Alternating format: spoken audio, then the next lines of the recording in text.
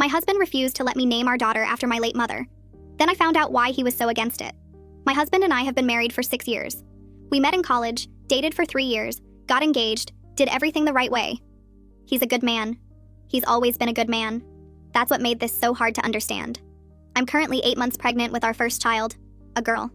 We've been talking about names for months, and I told him early on that I wanted to name her after my mother, who passed away from breast cancer when I was 19.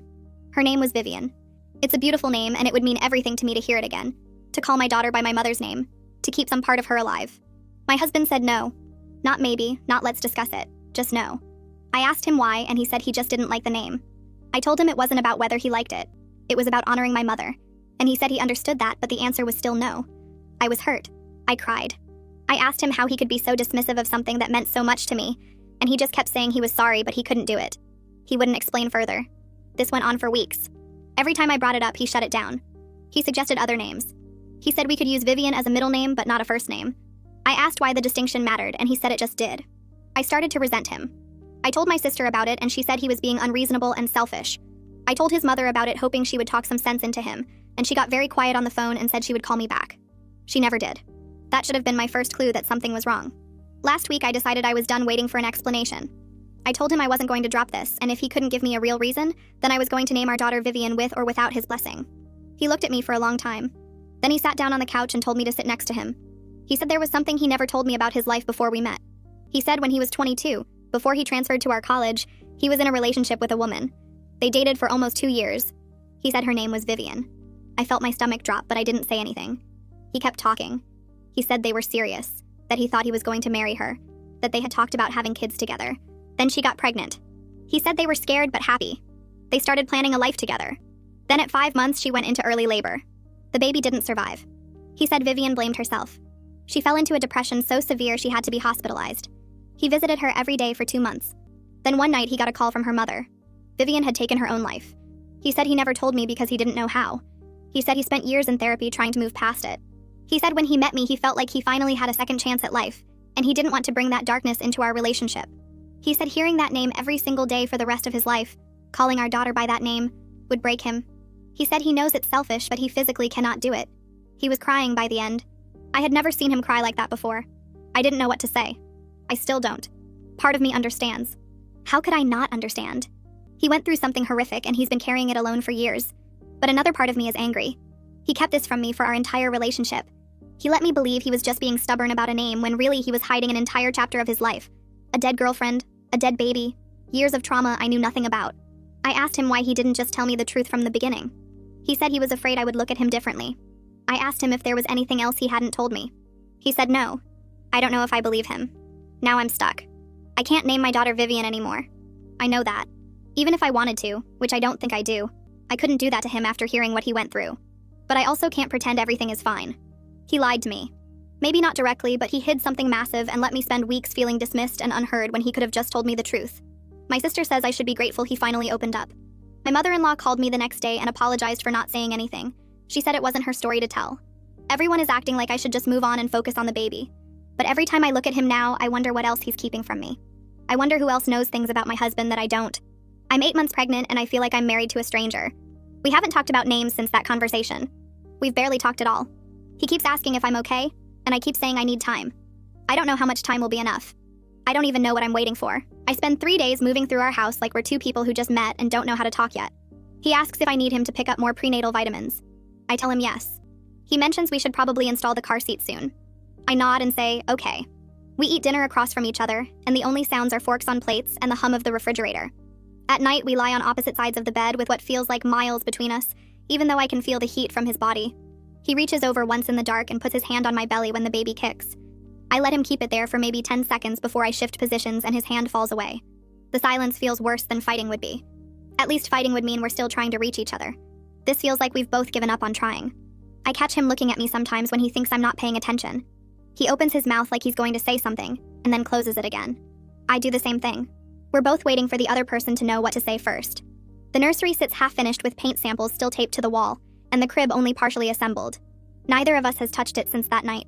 Every time I walk past that room, I feel this weight in my chest that makes it hard to breathe. My phone rings on the 4th day, and it's Layla. She doesn't even say hello, just asks if I'm okay. Something about hearing her voice makes everything crack open. I I start crying so hard I can barely get words out. I tell her everything he told me about his ex-girlfriend and the baby and the hospital and the suicide. She's quiet for a long time, and then she says she wants to reach through the phone and shake him. She says 6 years of marriage and he kept something like that from me. She says she doesn't care what his reasons were. That's not how you treat someone you love. I'm crying harder now because part of me has been thinking the same thing, but hearing her say it out loud makes it real. Then I hear her talking to someone in the background, and suddenly Isaiah is on the phone. His voice is calm and low. He tells me he's not defending what my husband did, but he wants me to think about something. He says sometimes men carry things alone because they don't know how to share them without falling apart. He says his own father kept his war trauma locked up for 30 years, and it nearly destroyed him. He says maybe my husband wasn't lying to hurt me. Maybe he was just trying to survive. Layla gets back on the phone and tells Isaiah he's not helping. They start arguing with each other about it, and I have to tell them I need to go. After I hang up, I sit on the couch for a long time thinking about what Isaiah said. I don't know if it makes me feel better or worse. That night, I find my husband in the kitchen making tea. I ask him if he's been lying about anything else. He looks at me and I can see him trying to decide something. Then he takes out his phone and opens his calendar app. He scrolls back through years of appointments. Every other Tuesday at 4 o'clock, there's an entry that just says Dr. Watts. He keeps scrolling and the appointments go back and back. 2 years, 3 years, 5 years. He tells me Dr. Watts is his therapist. He's been seeing him since before we met. He shows me the payment history in his banking app, and there are hundreds of transactions. I feel something shift in my chest. He wasn't hiding his past to deceive me. He was actively working through it. He was trying to heal from it. I look at all those appointments and I think about him driving there every other Tuesday for years, sitting in that office, doing the hard work of processing something that nearly killed him. I ask why he never told me he was in therapy. He says he thought I would ask what he was working on, and he didn't know how to explain it without telling me everything. He says he kept thinking he would tell me when he was more healed, when the past didn't hurt so much, but the right time never came. We try to have a real conversation about moving forward. We sit on the couch with space between us, and he says he wants to fix this. I start crying because I don't even know what fixing it would look like. I tell him I don't know who he really is anymore. I thought I knew everything about him, and now I realize there was this whole part of his life I never saw. He says he's the same person he's always been. I say that's not true. The person I married wouldn't have kept something this big from me. He reaches for my hand and I pull it back without thinking. I see the hurt flash across his face and I feel bad, but I can't help it. My body doesn't want to be touched by him right now. He puts his hands in his lap and looks down. He asks what I need from him. I tell him I don't know. We sit there for a while longer not talking, and then he gets up and goes to bed. I stay on the couch until after midnight just staring at nothing. The next morning I call a therapist. I find one online who specializes in relationship issues and pregnancy stress. Her name is Elise Soto, and she can see me that same afternoon. I don't tell my husband where I'm going, just that I have an appointment. Her office is in a small building downtown with plants in the waiting room and soft music playing. She's younger than I expected, maybe late 30s, with kind eyes. I sit on her couch and tell her everything. The name issue, the revelation, the silence between us now. She listens without interrupting and takes notes on a yellow pad. When I'm done, she asks me what I'm most afraid of. I open my mouth to say I'm afraid he's hiding other things, but that's not what comes out. I say I'm afraid I can't trust my own judgment about people anymore. I say I thought I knew him better than anyone, and I was completely wrong. She writes something down and asks what that means about me if I was wrong. I realize I'm afraid it means I'm not good at seeing people clearly. I'm afraid it means I can't trust myself to make good decisions about who to let into my life. She asks if my husband has given me any other reasons not to trust him besides this one thing. I think about it and I have to say no. In 6 years, he's never lied to me about anything else as far as I know. He's never been unfaithful. He's never broken promises. She says that's worth considering. My phone rings while I'm driving home from therapy. It's a number I don't recognize, but I answer anyway. A man's voice asks if this is me, and when I say yes, he tells me his name is Dylan. He says he's my husband's best friend from college. I remember my husband mentioning him before, but I've never met him because he lives in Seattle now. Dylan asks if he can come over to talk to me. He says he's in town visiting family and my husband doesn't know he's calling. Something about the urgency in his voice makes me say yes. He shows up an hour later. He's tall with glasses and he looks uncomfortable standing on our porch. I let him in and we sit in the living room. He tells me he was there. He was there when my husband got the call about his ex-girlfriend's death. He was there when my husband stopped eating and stopped sleeping and stopped being able to form complete sentences. He tells me about visiting my husband in the psychiatric hospital where he spent 3 weeks because his therapist was worried he might hurt himself. He says my husband couldn't speak for the first week he was there. He would just sit in the common room staring at the wall. Dylan says he drove 2 hours each way every single day to visit him because he genuinely thought his friend might not survive that grief. He tells me about the funeral where my husband had to be physically held up by 2 people because he couldn't stand on his own. He says watching someone you love go through that changes you. He says he's never seen pain like that before or since. I start crying while Dylan is talking. Not because I'm sad for myself anymore, but because I'm trying to imagine my husband going through that and I can't. The man I know is steady and calm and handles things. The man Dylan is describing sounds like someone who was completely broken. Dylan tells me my husband spent 2 years after that just trying to learn how to be a person again. He says my husband told him once that he didn't think he deserved to be happy after what happened. He thought he should have seen the signs that his ex-girlfriend was suicidal. He thought he should have saved her somehow. Dylan says meeting me was the first time he saw his friend smile a real smile in years. He says my husband called him after our second date and said he felt like he'd been given permission to live again instead of just survive. I'm crying harder now. Dylan reaches over and puts a box of tissues in front of me. He says he's not telling me this to make me forgive my husband or to say what he did was okay. He just wants me to understand that the secret wasn't about me. It was about my husband trying to protect himself from drowning in something that almost killed him once already. After Dylan leaves, I sit on the couch for a long time thinking about my husband at 22, sitting in a hospital room unable to speak. We have an OB/GYN appointment the next week. We drive there in silence and sit in the waiting room surrounded by couples who all look happy and excited. There's a woman across from us showing her husband a list of baby names on her phone. They're laughing about one of them. Another couple is looking at ultrasound pictures together. I feel like we're the only people in the room who are miserable. The nurse calls us back and takes my blood pressure and weight. The doctor comes in and asks how we're doing. She looks at both of us and I can tell she can sense something is wrong. She asks if we've settled on a name yet. My husband and I both say no at the exact same time. The doctor looks between us and there's this awkward pause. She says we still have time, but we should probably decide soon for the birth certificate paperwork. She does the exam and checks the baby's heartbeat and says everything looks good. The baby is healthy and positioned well. I should go into labor any time in the next 2 to 4 weeks. When we get back to the car, my husband just sits there with his hands on the steering wheel, not starting the engine. He says he's sorry this is all such a mess. I don't know what to say to that, so I don't say anything. That night, I find a note on my pillow. It's in my husband's handwriting on a piece of notebook paper. At the top, it says he's been thinking about names. Below that are 3 options with little descriptions next to each one. Eleanor after Eleanor Roosevelt. Amelia after Amelia Earhart. Marie after Marie Curie. Next to each name, he's written why he chose it and what he loves about it. For Eleanor, he wrote that she was strong and compassionate and fought for people who couldn't fight for themselves. For Amelia, he wrote that she was brave and never let anyone tell her what she couldn't do. For Marie, he wrote that she was brilliant and changed the world through her determination. At the bottom of the page, he wrote that he knows none of these can replace what I lost, but he hopes one of them might honor the kind of woman my mother was. I sit on the bed holding the note and crying. It's such a small gesture, but it feels like he's trying. It feels like he's trying to build a bridge between us, even though he doesn't know if I'll meet him halfway. I fold the note carefully and put it in my nightstand drawer. The next morning, I'm looking for a sweater in our closet, and I knock over a box I've never noticed before.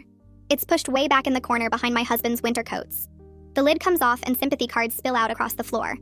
I pick one up and it has a picture of white lilies on the front. Inside, someone wrote about how sorry they were for his loss. I open another one and another one. There are dozens of them. At the bottom of the box is a hospital bracelet. It's tiny, the kind they put on newborns. There's no name on it. Just a date and a time and the word baby followed by my husband's last name. I'm holding it in my hand when I find the letter. It's on cream-colored stationery and the handwriting is shaky. It starts with Dear Michael and I realize I'm reading something meant for my husband. The letter is from his ex-girlfriend's mother. She thanks him for loving her daughter. She says she knows he did everything he could. She says she doesn't blame him and she hopes someday he won't blame himself. She tells him he deserves to be happy and her daughter would want that for him. The letter is dated 8 months after the girlfriend's death. I sit on the closet floor surrounded by all these pieces of my husband's past that I never knew existed. This wasn't just his tragedy. There were whole families torn apart by what happened. Parents who lost a daughter, a baby that never got to take a breath, a young man who almost didn't survive his grief. I put everything back in the box carefully and push it back into the corner where he kept it hidden. When my husband gets home from work that evening, I don't tell him I found it. I just watch him move through our house and I try to see him the way Dylan described him, broken and silent and barely alive. I try to imagine him carrying all of that alone for so many years. I wait 2 days before I bring it up again. We're sitting at the kitchen table eating dinner, and the silence between us feels like something solid I could reach out and touch. My husband keeps glancing at me like he's waiting for me to say something. I put my fork down and tell him we need to talk about this. He nods and says he knows. I tell him I understand why he couldn't use the name. I really do. But understanding his pain doesn't make my anger go away. He looks confused and asks what I mean. I explain that he let me think he was just being difficult when really he was hiding this massive part of his life. He says he was trying to protect both of us from darkness I couldn't understand. I feel something hot rise in my chest and I tell him that's not how marriage is supposed to work. He argues that I don't know what it was like, that telling me would have brought all that trauma back into his life when he'd worked so hard to move past it. I say I'm his wife and I should have known, that he should have trusted me with the truth. He stands up and says he was barely surviving back then, and he didn't want me to see him as damaged. I stand up too and tell him I deserve the choice to decide that for myself. We're both raising our voices now, and I realize this is the first real fight we've had in years. He says he did what he thought was right, and I say he thought wrong. The baby kicks hard and I have to sit back down. He immediately stops arguing and asks if I'm okay. I tell him I'm fine, but we're not done talking about this. He sits back down, but neither of us says anything else. We finish dinner in silence. 3 days later, I'm sitting in Elise's office for my first therapy session. She asks me to explain what brought me here, and I tell her everything. She listens without interrupting, and when I'm done, she asks me why I was so attached to using my mother's name specifically as a first name rather than a middle name. The question catches me off guard. I tell her it's because I want to honor my mother's memory. Elise nods and asks what that means to me. I say I want to keep her alive somehow, to hear her name every day, to feel like she's still part of my life. Elise writes something down and asks if I think my mother would want to be kept alive through my daughter, or honored through my memories of her. I don't know how to answer that. She asks me to think about the difference between resurrection and remembrance. I sit there for a long time trying to understand what she means. Then it hits me. I've been trying to bring my mother back instead of accepting that she's gone. I start crying and Elise hands me a tissue. She says grief makes us do things that feel like love, but are really about our own pain. I realize she's right. I've been so focused on what I need that I haven't thought about what's actually healthy for my daughter, or fair to my husband. That night, my husband suggests we try talking again with some ground rules. He says we each get to speak without interruption, and the other person has to really listen. I agree because I'm tired of fighting. He goes first. He tells me about the guilt he's carried for years, thinking he should have seen the signs that his girlfriend was suicidal. He says he replays their last conversations over and over, wondering what he missed. He talks about the therapy and the medication and the nights he couldn't sleep because he kept seeing her face. He says meeting me felt like being given permission to live again instead of just survive. When he's done, I take my turn. I tell him I feel like our entire relationship might be built on things he's hidden from me. I say I keep wondering what else he hasn't told me, and if I ever really knew him at all. I explain that feeling dismissed about the name hurt more because I thought he just didn't care, when really he was protecting a secret.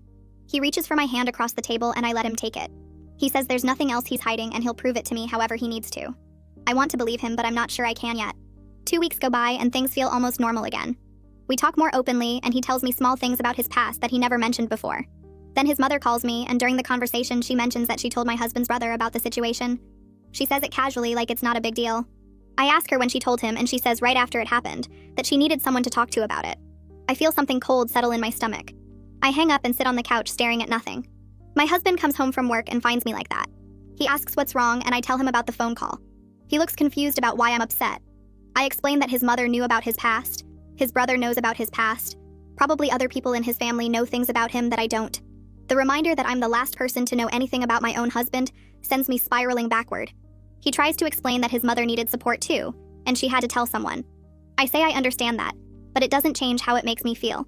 We don't fight this time, but the distance between us feels wider than before. I spend the next few days thinking about names. I go through baby name books and websites and make lists. Nothing feels right until I come across Eleanor. It means bright light, and I think about how my mother was that for me. Her middle name was Rose. I write down Eleanor Rose and stare at it for a long time. It feels like a compromise with myself. I'm honoring my mother without forcing my husband to relive his trauma every single day. I'm choosing both of us instead of just my grief. When my husband gets home that evening, I tell him I've decided on a name. He looks nervous and asks what it is. I say Eleanor Rose. He asks about the Rose part, and I tell him it was my mother's middle name. He sits down next to me and asks if I'm sure. I tell him I am, that this feels right. He looks relieved and also sad somehow. He says it's a beautiful name. I say I think so too. That night, my husband can't sleep. I wake up at 2 a.m. and find him sitting on the edge of the bed with his head in his hands. I ask him what's wrong and he starts crying. He tells me more about his therapy journey, about how he learned to function again after wanting to die. He says the therapist taught him that surviving wasn't the same as living. He talks about the years he spent going through the motions, working and eating and sleeping, but feeling nothing. He says when he met me, it was the first time he felt like he had permission to actually live, instead of just survive. He explains that he didn't tell me about his past because he was terrified I'd see him as broken and leave. He says he thought if he could just be normal enough, happy enough, good enough, then maybe I'd never have to know about the darkness he came from. I'm crying now too. I tell him I wish he'd trusted me with the truth from the beginning. He says he knows, and he's sorry. I realize his silence came from fear of losing me, not from wanting to deceive me. That doesn't make it okay, but it makes it make sense. The next morning, we sit down at the kitchen table with coffee, and I tell him we need to talk about what we each need going forward. He nods and waits for me to start. I say I need complete transparency even when it's uncomfortable, that I can't build trust if he's hiding things to protect me. He agrees immediately. Then he says he needs patience while he learns to be vulnerable about things he spent years trying to forget. He explains that talking about his past isn't easy, and sometimes he'll need time to find the words. I tell him I can give him that as long as he's actually trying. We shake hands like we're making a business deal and both laugh a little. It feels like we're starting over in some way, building something new on top of what we already had. 3 days before my due date, we finally finish the nursery. We've been putting it off for weeks, but now there's no more time to wait. My husband paints the last wall while I organize tiny clothes in the dresser. He hangs the name Eleanor on the wall above the crib. It's made of white wooden letters that we ordered online. We both stand there looking at it for a long time. He starts crying first, and then I do too. He says he's relieved and grateful. I say I'm accepting that our path forward won't erase the past, but can honor both our losses. He hugs me carefully around my huge belly and tells me he loves me. I say I love him too. The baby kicks between us and we both laugh through our tears. I go into labor 2 days later at 4 in the morning. The first contraction wakes me up and I know immediately what it is. I shake my husband awake and tell him it's time. He jumps out of bed and starts running around grabbing bags and checking lists. I sit on the edge of the bed breathing through another contraction. The drive to the hospital is a blur. They get me into a room and hook me up to monitors. The pain gets worse and worse until there's nothing else in the world except the next contraction. My husband holds my hand through every single one. He doesn't let go even when I'm squeezing so hard I think I might break his fingers. Hours pass. The doctor comes in and checks me and says I'm almost ready. More hours, more pain. Then suddenly they're telling me to push. My husband is crying and telling me I can do this. I push and scream and push again. Then Eleanor is born and they put her on my chest and we're both sobbing. The distance between us feels like it never existed. There's just our daughter and us, and nothing else matters. The first week home with Eleanor is the hardest thing I've ever done. She cries every 2 hours wanting to eat. I'm exhausted and sore and emotional. My husband changes every diaper at 3 in the morning without complaining. I watch him sing softly to our daughter while he rocks her back to sleep. His voice is gentle and full of love. I see clearly that he's not hiding anything now. He's completely present and vulnerable and real. Eleanor falls asleep on his chest and he looks at me with tears in his eyes. He whispers that he never thought he'd get to have this. I tell him I'm glad he did. We sit together in the dim light of the nursery and I know we're going to be okay. 2 weeks after Eleanor was born, I sat in the rocking chair with her sleeping against my chest. My husband came in from the kitchen with 2 mugs of tea and set mine on the side table. He sat down on the floor next to us and just watched her breathe for a minute. Then he looked up at me and said he was grateful I didn't give up on us. The words came out quiet and careful. I told him I almost did. He nodded like he already knew. We talked for maybe 20 minutes about how close we came to breaking completely. How I packed a bag twice during that last month of pregnancy and sat with it by the door. How he slept in his car one night because he couldn't stand being in the house knowing I might leave. How we both wondered if we'd made a mistake trying to fix something that felt so damaged. But sitting there with Eleanor between us, the honesty felt different from it had before. It felt like we were choosing each other again instead of just staying together out of obligation or fear. He reached over and touched Eleanor's tiny hand, and I put my hand over his. We didn't say anything else, but something shifted in that moment. At Eleanor's 1-month checkup, the pediatrician asked how we were adjusting to parenthood. My husband and I looked at each other and both smiled in that exhausted way new parents do. We told her it was hard, but we were figuring it out together. She nodded and made notes on her chart and moved on to checking Eleanor's weight and measurements. But I kept thinking about what I'd said. It was true for both parenting and our marriage. We were figuring it out together. Not perfectly and not without stumbling, but together. That afternoon, my husband suggested we plant a tree in our backyard. He said it could be in memory of both my mother and the baby he lost. We drove to a nursery and walked around looking at different options. We chose a flowering cherry tree that would bloom pink every spring. Back home, we dug a hole together in the corner of the yard where it would get good sun. Before we planted the tree, my husband pulled a small box from his pocket. Inside was the hospital bracelet from his baby and a photo of my mother I'd given him years ago. I added my mother's favorite earrings that I'd been keeping in my jewelry box.